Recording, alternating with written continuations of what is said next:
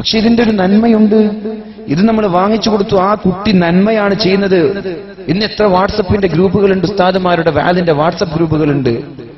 ഇതെന്തിനാണ്? ഇവർ നന്മ ഇങ്ങോട്ട് പ്രചരിപ്പിക്കാൻ. നിങ്ങൾ കൊടുത്തൊരു ഫോൺ കൊണ്ട് അങ്ങനെയുള്ള ഗ്രൂപ്പുകളിൽ നന്മ പ്രചരിപ്പിച്ചാൽ നിങ്ങൾക്ക് ഖൈറുണ്ട്, നിങ്ങൾക്ക് പ്രതിഫലമുണ്ട്. പക്ഷേ കൂടുതലും നടക്കുന്നത് തിന്മകളാണ്. അവിടെയാണ് പേടി തോന്നുന്നത്, അവിടെയാണ് ഭയന്നു പോകുന്നത്. നന്മകൾ നടക്കുന്നുണ്ട്, എത്രയോ വാലിന്റെ വാട്സപ്പ് ഗ്രൂപ്പുകൾ, അതേപോലെ വാലുകൾ ഷെയർ ചെയ്യാണ്. ഈ നന്മയ്ക്ക് വേണ്ടി മക്കള് നിങ്ങളുടെ മൊബൈൽ ഫോണുകളും നമ്മുടെ ഇന്റർനെറ്റ് സൗകര്യങ്ങളും ഉപയോഗിച്ചാൽ അൽഹംദുലില്ലാഹ് അതിനേക്കാൾ ഖൈർ വേറെ ഉണ്ടോ? നമ്മൾ ഏതെങ്കിലും നമ്മുടെ ഒരു മക്കളൊരു വാല് നമ്മുടെ മൊബൈൽ മുഴുവൻ മറ്റുള്ള യൂട്യൂബിലൊന്ന് അപ്ലോഡ് ചെയ്തെന്ന് സങ്കല്പിച്ചേക്ക്. യൂട്യൂബൊക്കെ ഇന്ന് വലിയൊരു സംവിധാനമാണ്. നമ്മുടെ ആധുനികതയുടെ കുതിപ്പും കിതപ്പും എന്നൊരു വിഷയം ചർച്ച ചെയ്യുമ്പോൾ യൂട്യൂബിനൊക്കെ ചർച്ച ചെയ്തില്ലെങ്കിൽ വിഷയവുമായി പൊരുത്തം വന്നില്ലെന്ന് എനിക്ക് തോന്നിപ്പോകും.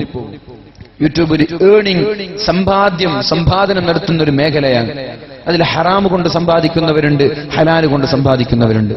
നല്ല നല്ല വാദകൾ യൂട്യൂബിൽ അപ്ലോഡ് ചെയ്യാൻ ഇത് കാണുന്ന ആളുകൾ ഇതിന്റെ വ്യൂവേഴ്സ് വർദ്ധിക്കുമ്പോൾ ഇത് അപ്ലോഡ് ചെയ്ത ആളുകൾക്ക് അതിന്റെ വരുമാനം ലഭിക്കുന്നുണ്ട്.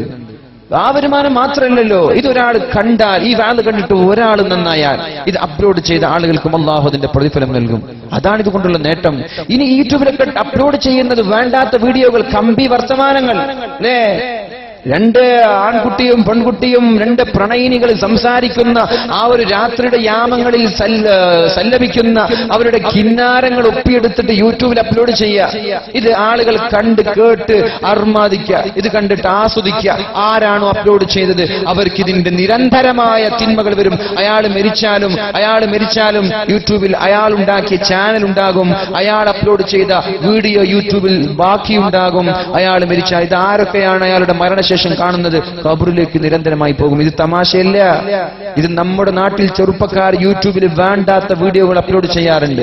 നമ്മുടെ നാട്ടിലുള്ള ചെറുപ്പക്കാരൊക്കെ യൂട്യൂബിൽ വേണ്ടാത്ത വീഡിയോകൾ അപ്ലോഡ് ചെയ്യുക. വേണ്ടാത്ത, പ്രത്യേകിച്ചിട്ട് സെക്ഷുവൽ ടച്ചുള്ള വീഡിയോകളാകുമ്പോൾ അത് കാണാൻ ആളുകൾ കൂടുതലുണ്ടാകും. അപ്പൊ ഹറാമിൽ നിന്നുള്ള ഏണിംഗ് ആണ്. ആ ഏണിംഗ് ഹറാമാണ്.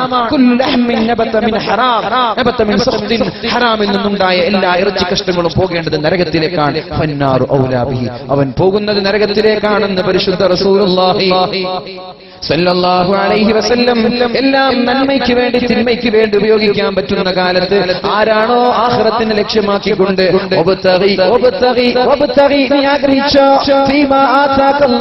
അല്ലാഹു നിനക്ക് നൽകിയ സംവിധാനങ്ങൾ, സൗകര്യങ്ങൾ കൊണ്ട് അന്ത്യനാളിന്റെ ലക്ഷ്യമാണ് നിനക്കുണ്ടതെങ്കിൽ നീ രക്ഷപ്പെട്ടു. ജനങ്ങളിൽ ചില ആളുകൾ കളിച്ചിരി വിനോദങ്ങളുടെ ഡിവൈസുകൾ വാങ്ങിച്ചു കൊടുക്കുന്ന ആളുകൾ, ജമാഅത്തിന് വരുന്ന മക്കൾ ജമാഅത്ത് നിർത്താൻ തുടങ്ങി, ടിവിയിൽ കളി കാണാൻ തുടങ്ങി. ജമാഅത്തിന് വന്നിരുന്ന മക്കൾ കളി കാണാൻ തുടങ്ങി, ജമാഅത്ത് ഡിലേ ആവാൻ തുടങ്ങി. മഗ്രിബ് നിസ്കരിച്ച് ഖുർആൻ ഓതിയിരുന്ന ഉമ്മമാർ സീരിയൽ കാണാൻ തുടങ്ങി. ടിവി വാങ്ങിച്ചു കൊടുത്തവൻ ആരാ? ചാനൽ കാണാനാണ്, വാർത്ത കാണാനാണെന്ന വ്യാജേനയാണ് വാങ്ങിക്കുന്നതെങ്കിലും അറിയാതെ നിങ്ങൾ കൊണ്ടുവരുന്ന ഈ ഒരു ഡിവൈസുകൾ അപകടങ്ങളാണ് വിളിച്ചു വരുത്തുന്നത്. ഇങ്ങനെ തെറ്റുകൾ ചെയ്തു ശരീരമാസകലം കറുത്തുപോയാൽ ദീനിനെ തന്നെ നിസ്സാരമാക്കുന്ന, അള്ളാഹുവിന്റെ മഹിതമായ അള്ളാഹുവിന്റെ ആശയങ്ങളെ തന്നെ വലിച്ചെറിയുന്ന ഒരു സ്വഭാവം അവനുണ്ടാകും. ഇതിനെയൊക്കെ അവൻ നിസ്സാരവൽക്കരിച്ച് കാണാൻ തുടങ്ങും. വാലുകൾ അവന് പ്രാധാന്യമല്ല, മജ്‌ലിസുന്നൂർ അവന് പ്രാധാന്യമല്ല, ഇൽമിന്റെയോ സ്വലാത്തിന്റെയോ ദിക്റിന്റെയോ മജ്‌ലിസുകൾക്ക് യാതൊരു പരിഗണനയും നൽകാതെ ദുനിയാവിന്റെ ഭൗതികതയുടെ പിന്നാലെ അവൻ സഞ്ചരിക്കാൻ തുടങ്ങും.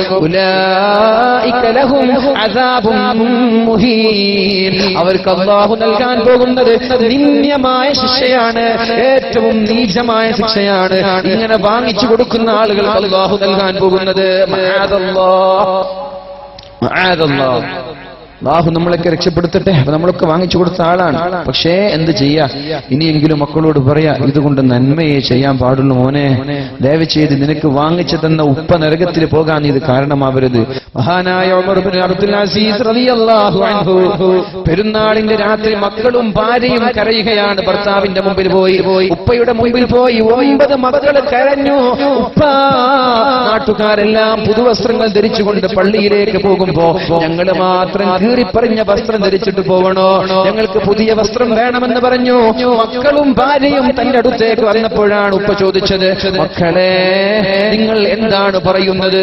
ബൈത്തുൽ മാലിൽ നിന്ന്, സമൂഹത്തിന്റെ സ്വത്തിൽ നിന്ന്, പൊതുമുതലിൽ നിന്ന് ഞാൻ നിങ്ങൾക്കെല്ലാവർക്കും ഓരോ പുതുവസ്ത്രങ്ങൾ വാങ്ങിച്ചു തന്ന് നിങ്ങളുടെ ഉപ്പ നരകത്തിലേക്ക് പോകുന്നതാണോ നിങ്ങൾക്ക് താല്പര്യം? അല്ലാതെ ഈ കീറിപ്പറിഞ്ഞ വസ്ത്രം ധരിച്ച് ഉപ്പയും നിങ്ങളും സ്വർഗത്തിലേക്ക് പോകുന്നതാണോ നിങ്ങൾക്ക് താല്പര്യം? മക്കള് പറഞ്ഞു, ഉപ്പാ ഞങ്ങൾക്ക് സ്വർഗം മതി, ഉപ്പ സ്വർഗത്തിലേക്ക് പോകുന്നതാണ് ഞങ്ങളുടെ ആഗ്രഹം. അങ്ങനെ അതേ ഒരു അഭിപ്രായം, അതേ ഒരു ചിന്തയായിരിക്കട്ടെ നമ്മുടെ മക്കളും ചെല്ലുന്നത്. സ്വന്തം ഉപ്പ വാങ്ങിച്ചു തന്ന മൊബൈൽ ഫോൺ കാരണം, ഉപ്പ വാങ്ങിച്ചു തന്ന ടിവിയും ലാപ്ടോപ്പുകൾ കാരണം ഉപ്പമാര് നരകത്തിലേക്ക് പോകുന്നൊരവസ്ഥയില്ലാതെ നിന്റെ ഉപ്പയെ സ്വർഗത്തിലേക്ക് കൊണ്ടുപോകാൻ ശ്രമിച്ചേക്ക്. ദഅവത്തിന്റെ മേഖലയായി, പ്രബോധനത്തിന്റെ മേഖലയായി, നന്മകൾ പ്രചരിപ്പിക്കുന്ന മേഖലയായി ഈ ഒരു വിഷയത്തെ നമ്മൾ മാറ്റുക. അല്ലാഹു റബ്ബ് സുബ്ഹാനഹു വ തആല തൗഫീഖ് നൽകുമാറാവട്ടെ. ഒരൊറ്റൊരു ഹദീസ് കൂടി പറഞ്ഞുകൊണ്ട് ഞാൻ എന്റെ വാക്കുകൾ ഉപസംഹരിക്കുകയാണ്.